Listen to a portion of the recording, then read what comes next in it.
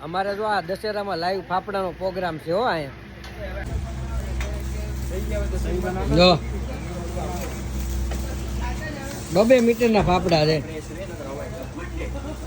આ જો પાણીપુરી વાળા કાકા ઓ કાકા રહ્યું પાણીપુરી માંથી પ્રગતિ કરી કાકાએ સીધા ફાફડામાં જો આમ જો આમ દાંત તો કાઢો ભાઈ થોડાક दांत देख नहीं ना તંબુ હો આમ જો દેશી તંબુ પ્લાસ્ટિક નું